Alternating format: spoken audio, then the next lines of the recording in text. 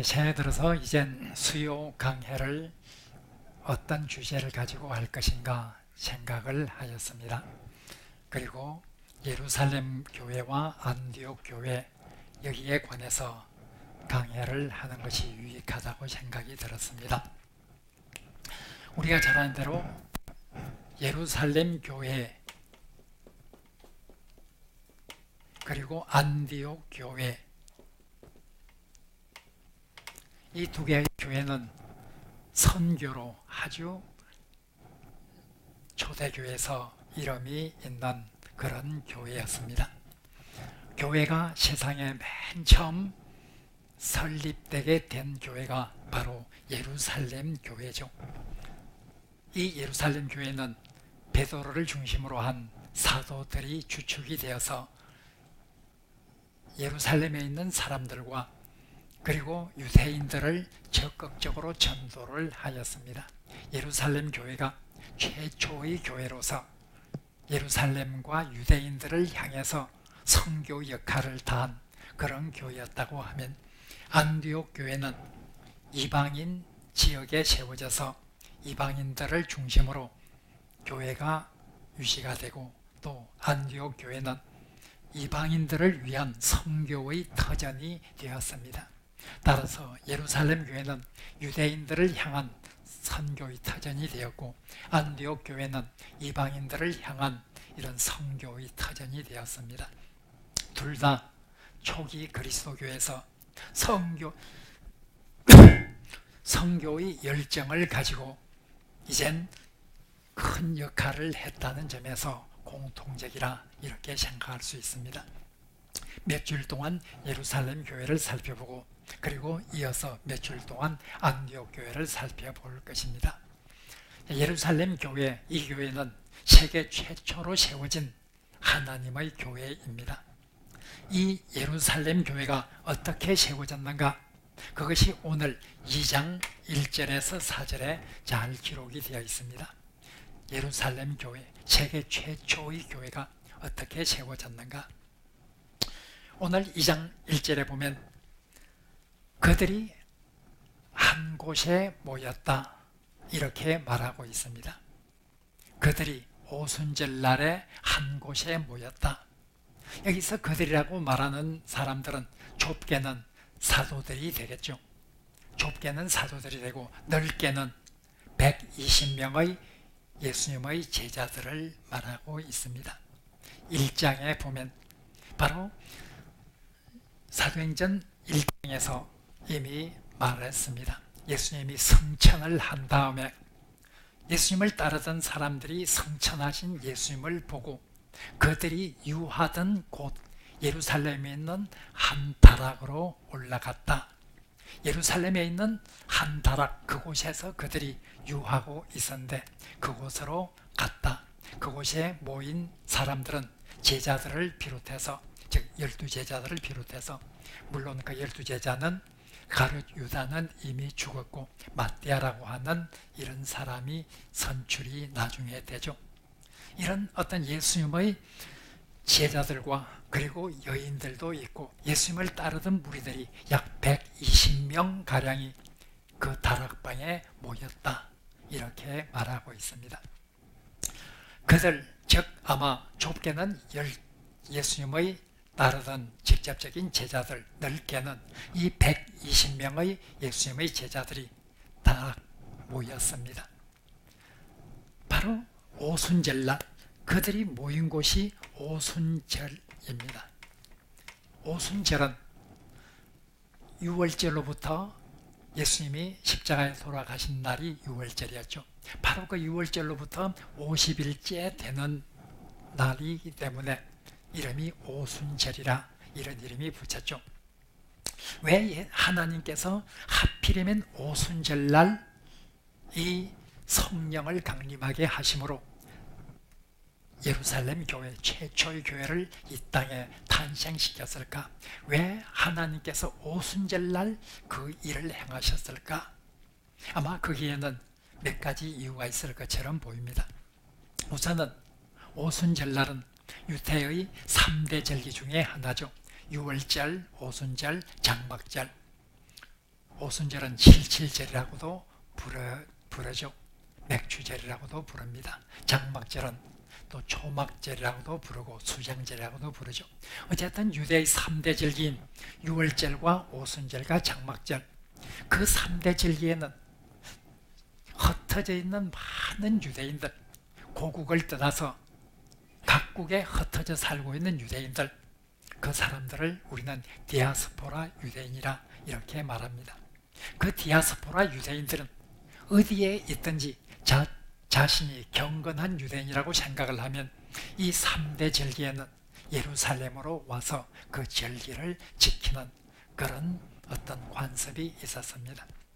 따라서 오순절날은 수없이 많은 사람들이 각국으로부터 와서 경건한 유대인들, 혈통적으로 유대인뿐만 아니라 유대인으로 개종한 이방인들도 포함을 합니다. 오늘 10절에 보면 유대교에 들어온 사람, 5절에 보면 천하에 우거하던 그 유대인들이, 경건한 유대인들이 예루살렘에 모여들었다. 10절에 보면 그들 중에는 유대교에 들어온 사람, 유대교에 들어온 사람이라는 것은 이방인으로서 개종을 한 이런 사람들이죠.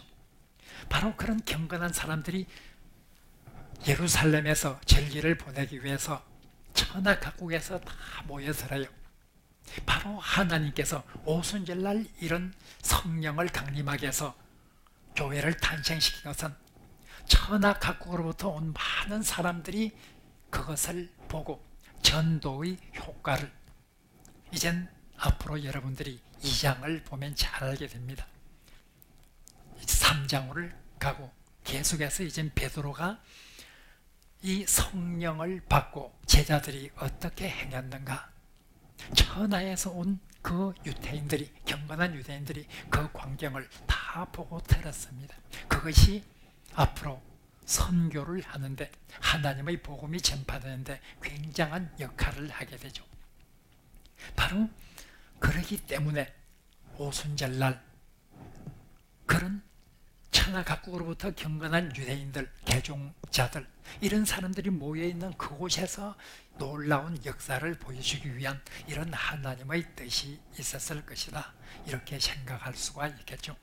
또 하나는 오순절날은 유대인의 사고 속에는 바로 유월절이 지난 50일째 되었을 때 하나님께서는 모세를 통해서 십계명을 주셨다. 이것이 유대인들이 가지고 있는 바로 그런 생각입니다. 유대인들은 오순절 때 모세로부터 십계명이 하늘로부터 주어졌다, 그렇게 믿고 있습니다. 따라서 오순절날 성령이 강림했다는 것은 마치 모세 시대 때 하나님께서 하늘에서 율법을 내려주셔서 십계명을 그들에게 주셨던 것처럼 하나의 하늘로부터 성령께서 강림하셔서 새로운 시대를 열어가는 그런 하나님의 은혜를 상기시키는 그런 목적도 있었을 것이다, 이렇게 추측하기도 합니다. 어쨌든 우리는 왜 오순절날 하나님께서 교회를 탄생시켰을까, 성령을 강림하게 하셨을까, 여러 가지 생각을 해볼 수는 있을 것입니다. 그런데 그곳에 보면 그들이 한 곳에 모였다. 그들이 한 곳에 모였다. 그들이 오순절날이 이르렀고 그들은 한 곳에 모여 있었다. 그럼 여기 한 곳이 어디일까? 우리 성경에는 한 곳이라고만 썼을 뿐 그 구체적인 장소에 관해서는 말하고 있지를 않습니다. 이 최초의 교회가 탄생한 곳이 어디일까? 그 한 곳이 어디일까? 2장 1절에서 말하는 그들이 오순절날이 이르러서 한 곳에 모였다고 말하는데 그곳에서 성령 강림을 체험하고 첫 교회가 탄생하게 되는데 이 한 곳이 어디일까? 전통적으로는 이 한 곳은 마가의 다락방이다, 이렇게 생각을 해왔습니다. 마가의 다락방, 이것이 마가의 다락방이라고 생각하는 이유는 바로 1장에 보면은 이미 말씀드린 것처럼 그들이 성천하신 예수님을 보고 예루살렘으로 돌아와서 그들이 유하던 그곳에 올라갔다. 다락에 올라갔다. 1장에 보면 그들이 1장 13절 14절 여기 보면 그들이 다락에 올라갔다 이렇게 말하고 있습니다. 그러면 1장에서 말한 그곳에 다락에 그들이 늘 머물러 있었는데 그들이 머물러 있던 다락으로 올라갔다 하는 말이 나옵니다. 그러면 이곳은 다락일 가능성이 있을 것이다. 1장에서 그들이 늘 모여있는 그 다락에 올라가서 모여 있었고 바로 한 곳은 그곳일 것이다 이렇게 생각할 수 있을 것입니다. 그런 그곳이 왜 하필이면 마가의 다락방이냐 이렇게 우리는 또 질문을 하게 되죠. 거기에 대해서는 사도행전 12장 12절에 보면 다음과 같은 이야기가 나옵니다. 베드로가 이젠 옥에 갇혔습니다. 그 다음 날이 되면 죽게 될 그런 위기에서 옥에 갇혀 있죠. 그런데 바로 베드로를 끌어내기 위한 바로 그 첫날 밤에 하나님께서 놀라운 역사를 일으킵니다. 바로 감옥에 있는 베드로를 다 풀어주고 옥문이 제절로 열리게 하고 바로 베드로를 그곳에서 추록을 시키게 되죠. 이런 하나님의 역사 속에서 감옥에서 나온 이 베드로는 바로 마가 요한의 어머니 마가의 어머니 마리아의 집으로 갑니다. 마리아의 집으로 가니까 그곳에서 성도들이 기도하고 있었다. 이것이 사도행전 12장 12절 바로 마가 요한의 어머니 마리아의 집으로 갔다. 그렇다고 하면 바로 이들이 그곳에서 기도하고 있었다. 성도들이 기도하고 있었다. 그렇다고 하면 이곳이 곧 사도행전 1장에서 그들이 모였던 곳, 그곳과 동일한 곳이 아닐까. 사도들은 그들이 늘 모이는 곳, 다락방에 올라갔다 이렇게 말하는데 사도행전 12장 12절에는 베드로가 추록을 해서 마가 요한의 어머니 마리아의 집으로 갔다. 왜 갔을까요? 그곳이 자기들이 모이는 곳이었기 때문에 갔겠죠. 따라서 이거 1장 13절 14절과 12장 12절을 종합해 보면 그들은 바로 마가의 다락방, 정확히 말하면 마가의 다락방이 아니라 마가의 어머니 마리아의 다락방 이렇게 말하는 것이 더 정확하겠죠. 어쨌든 이 마가의 다락방에서 이 오순절 성령 강림을 체험했을 것이다 이렇게 생각을 합니다. 그러나 또 한편으로는 마가의 다락방이 아니라 아마 성전의 어떤 구역, 성전은 굉장히 넓고 성전에는 많은 주랑들이 있고 그곳에서 또 여러 집회를 할 수 있는 그런 공간들이 굉장히 많이 있습니다. 성전 건물 그 안에는 제사장밖에는 들어가지 못하죠. 그러나 바로 그 성전 넓은 뜰에는 많은 공간들이 있고 그들이 머물고 이야기할 수 있는 이런 공간들이 많이 있습니다. 아마 그들이 성전의 한 구역 안에서 있지 않았을까? 그렇게 보는 이유는 그들이 오순절날 성령 강림을 체험하고 그들은 방언을 하게 됩니다. 방언을 하게 되었을 때 그곳에서 천하 각지에서 온 그 유대인들, 경건한 유대인들, 개종자들을 포함해서 그들이 바로 그들이 하는 소리를 듣고 굉장히 신기하고 놀라고 있습니다. 이것이 마가의 다락방에 가면 어떻게 천하에서 온 그 모든 유대인들이 그 소리를 듣고 그것을 보고 그들이 놀라게 되었을까? 성전에서 있었던 일이라고 볼 때 가장 그것이 쉽게 이해가 될 수 있습니다. 따라서 마가의 다락방 한 곳이라고 하는 어떤 설명도 더 없기 때문에 성전의 구역으로 보는 것이 더 타당하다 이렇게 주장하는 학자들도 있습니다. 단지 우리는 성령 강림으로 인해서 그 불의 혀같이 급하고 바람 같은 소리, 이런 소리가 나서 그것이 보면 우리 오늘 본문에 보면 온 집에 가득하더라. 2절에 보면 급하고 강한 바람 같은 소리가 있어 그들이 앉은 온 집에 가득하며, 여기 집이란 말이 나오지 않았느냐. 온 집이라고 했기 때문에 성전의 한 구역이라고 보기에는 좀 어렵고 마가의 다락방이 더 자연스럽지 않느냐, 이렇게 생각하기도 합니다. 어쨌든 마가의 다락방이라고 할 때는 그런 바로 좋은 점이 있고, 성전의 구역을 할 때는 거기에 모여있던 사람들이 그들의 방언하는 것을 듣고 다 모여 들었다 하는 이런 것을 볼 때는 성전의 구역으로 보는 것이 더 자연스럽기도 하겠죠.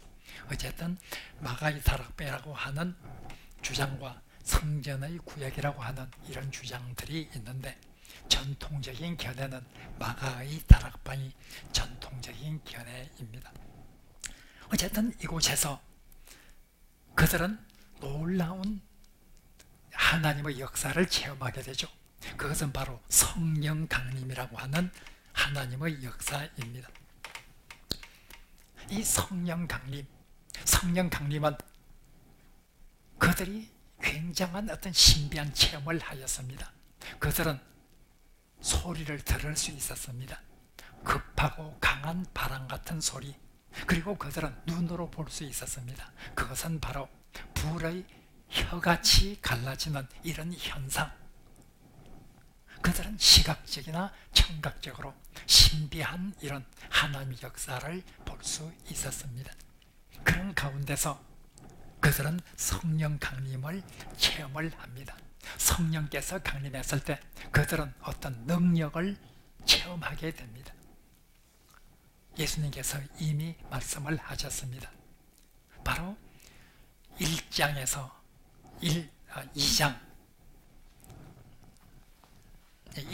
보면요, 1장에서 보면 예수님께서 성천하시기 전에 제자들에게 분부를 하셨습니다. 그것은 너희들은 예루살렘을 떠나지 말고 하늘로부터 약속하신 아버지께서 주시겠다고 약속하신 것이 올 때까지 예루살렘에서 기다리라.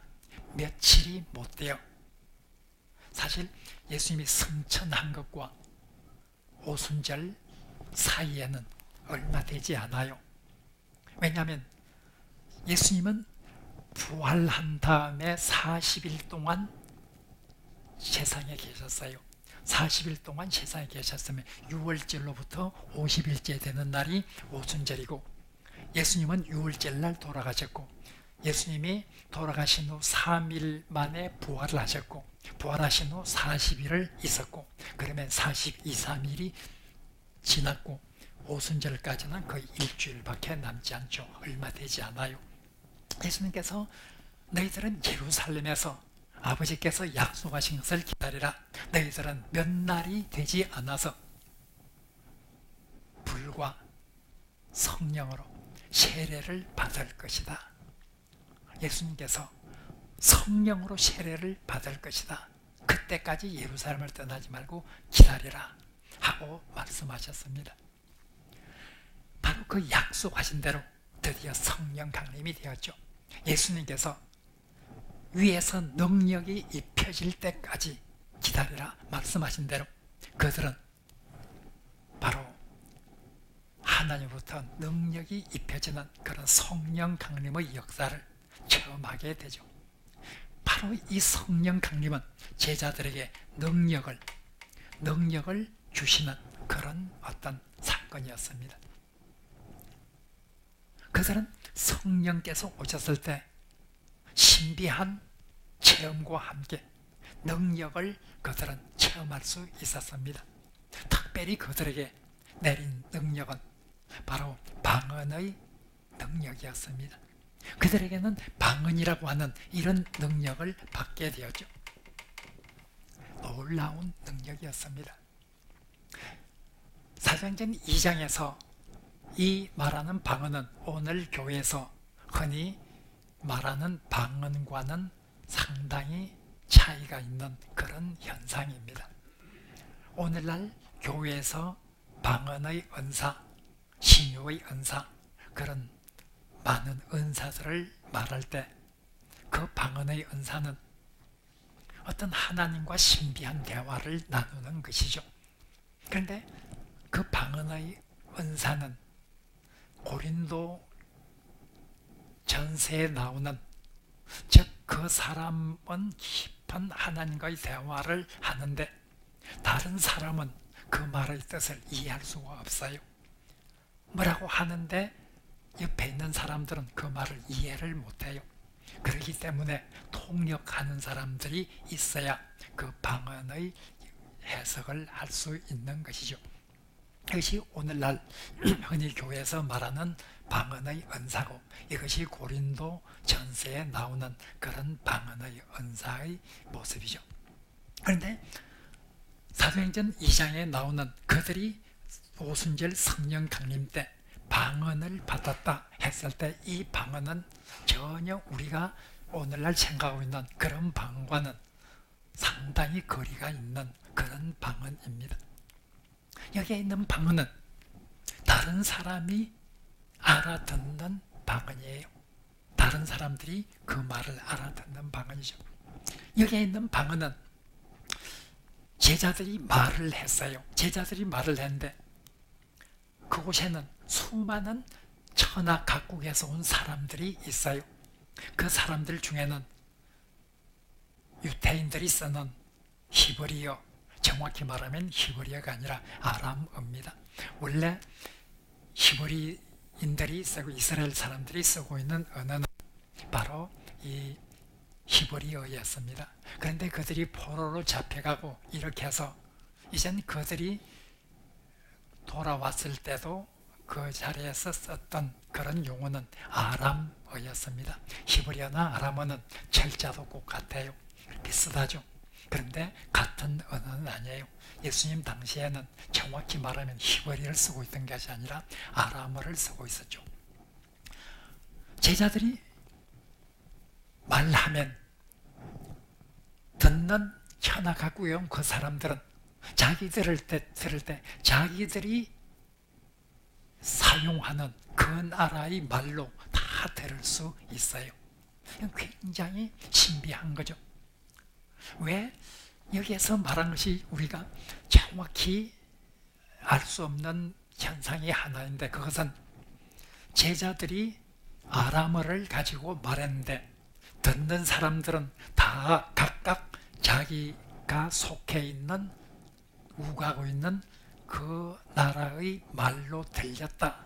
제자들은 한 가지 말로 하고 있는데 듣는 사람들에게는 전부 자기들이 왔던 그곳의 언어로 듣고 있다, 이런 뜻인지, 아니면은 베드로를 비롯한 이런 예수님의 제자들은 별로 배운 것이 없어요. 그들은 아람어밖에는 몰라요. 그런데 그들이 하나님의 능력을 받고 천하 각국에서 온 사람들의 언어, 로마어도 말하고 어떤 때는 메대인, 페르시아인, 그들이 살고 있는 그곳의 언어로 제자들이 말을 하기 시작을 했다.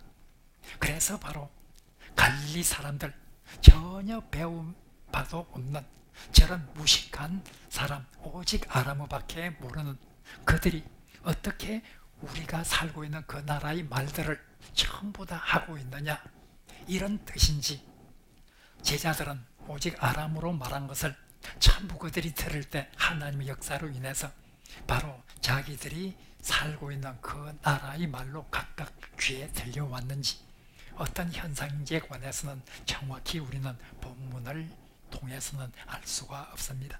어쨌든 어느 경우든 제자들이 아람어를 말했는데 듣는 사람들에게 전부 자기가 속해 있는, 살고 있는 그 나라의 말로 들렸든지, 아니면은 바로 이 제자들에게 이런 여러 가지 외국어를 말할 자유자재로 말할 수 있는 이런 어떤 능력이 갑자기 주어져서 그런 말을 가지고 했는지, 우리는 정확히 알 수 없습니다. 어쨌든 어느 경우든 이 방언은 듣는 사람이 자기의 언어로 다 들을 수 있는 이런 현상이죠. 오늘 우리 교회에서 말하는 것은 듣는 사람은 그 말의 의미를 알 수가 없습니다. 그하고는 상당히 다른 그런 어떤 하나님의 역사가 이곳에서 일어났습니다. 이렇게 해서 성령 강림으로 인해서 그들은 굉장히 신비한 하나님의 능력을 체험하고, 능력을 체험한 이들이 이젠 열심으로 선교를 하고 열심으로 교회를 세워나가는 이런 모습을 우리가 보게 됩니다. 그것이 바로 초대 예루살렘 교회였습니다. 그들은 바로 성령의 충만함을 받았다.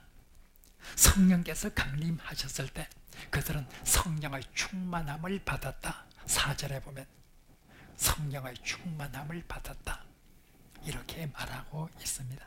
우리는 성령 충만이라고 하는 이런 말을 들을 때 잘못하면 성경을 오해하기가 쉽습니다. 성령에 대해서 오해하고 싶습니다.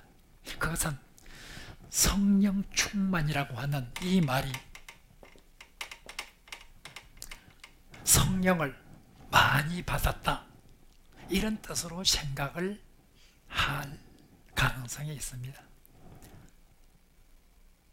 성령 충만은 성령을 조금 받고 성령을 많이 받고, 이 성령 충만은 성령을 많이 받은 이런 어떤 상태를 말한다, 그렇게 생각하면 상당히 잘못된 생각입니다. 왜냐하면 성령은 우리가 양이 아니에요. 성령은 하나의 물질이 아니에요. 성령은 적게 받고 많이 받을 수 있는 그런 존재가 아니에요. 성령은 성부 하나님이나 성자 예수님처럼 꼭 같은 하나의 인격신이에요. 하나의 인격이에요. 우리가 예수님을 많이 받았다, 예수님을 적게 받았다, 이렇게 양적인 개념으로 말할 수 없잖아요. 하나님을 많이 받았다, 하나님을 적게 받았다, 양적인 개념으로 말할 수 없어요. 성부, 성자, 성령은 꼭 같은 인격적인 신으로서 꼭 같은 인격적인 존재예요. 이런 인격적인 존재에게 양적인 개념을 가지고 많이 받는다, 작게 받는다, 이렇게 할 수는 없는 거예요. 여기에서 성령 충만이라고 하는 말은 성령의 지배를 온전히 받고 있다고 하는 이런 것을 표현하는 그런 하나의 표현이죠. 그리고 성령의 역사를 강하게 받는다고 하는 이런 체험하고 있는 이런 것을 말하는 표현이지 양적인 표현이 결코 아니라는 것을 우리가 꼭 아셔야 되겠죠. 바로 이렇게 성령님께서 세상에 임하셔서 예수님을 믿는 모든 사람에게 내주하심으로 이젠 새로운 역사가 시작되게 되죠. 이것이 바로 성령의 역사로 인해서 새로운 교회, 예루살렘 교회의 탄생이었습니다. 우리가 이렇게 생각할 수 있죠.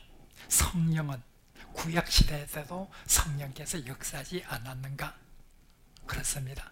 구약성경에도 보면 삼손도 성령의 임하심을 체험하고 사울 왕도 성령의 임하심을 체험을 하고 예언을 했어요.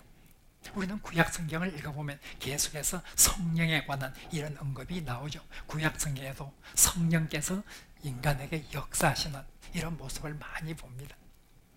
그러나 사도행전 2장에서 나온 이 성령 강림, 이제 교회를 만든, 교회를 이제 출현시키는 이 놀라운 역사를 이루시는 이런 성령의 강림은 구약시대 때 있었던 성령 강림과는 이제 전혀 차원이 다른 이런 어떤 성령의 강림이었습니다.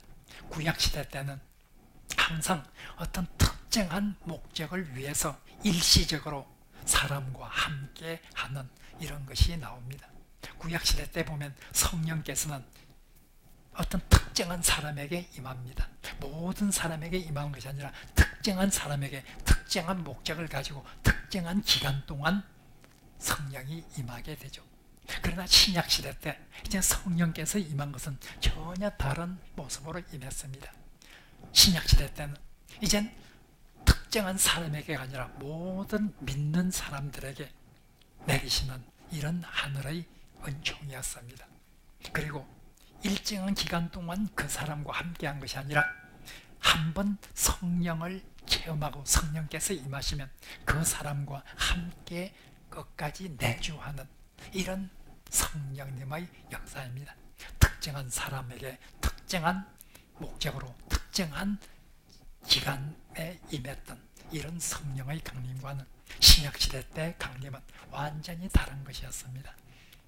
모든 믿는 자에게 항상 그 마음속에 계셔서 그리스도인들을 도와주는 이런 분으로서 이젠 오셨습니다. 이렇게 오시는 성령님을 체험함으로 교회는 탄생하게 되었죠. 최초의 교회, 세계 최초 교회인 예루살렘 교회, 이렇게 성령의 강림으로 교회는 탄생되게 되었고, 이 성령의 강림을 체험했던 이 예수님의 제자들이 어떤 모습으로 교회를 세워나가는지 앞으로 우리는 예루살렘 교회에 대해서 며칠 동안 계속 보게 될 것입니다. 오늘도 우리가 우리의 교회를 교회되게 하는 것은, 가장 중요한 것은 바로 성령께서 우리와 함께 역사하는 이런 하나님의 은혜입니다. 우리가 2019년 사랑의 빛교회가 정말 하나님께서 보시기에 아름다운 교회, 교회다운 교회가 되기 위해서는 무엇보다도 교회의 기초가 되시고 교회를 바로 세우시고 교회에 힘을 부여해 주시는 이런 성령님의 역사를 우리가 반드시 경험해야 되고 성령님의 역사가 있는 이런 교회가 되어야 합니다. 2019년 우리 사랑의 빛교회가 성령께서 역사하시는 이런 교회가 되도록 우리가 다 같이 한 2분 동안 하나님 앞에 기도하겠습니다.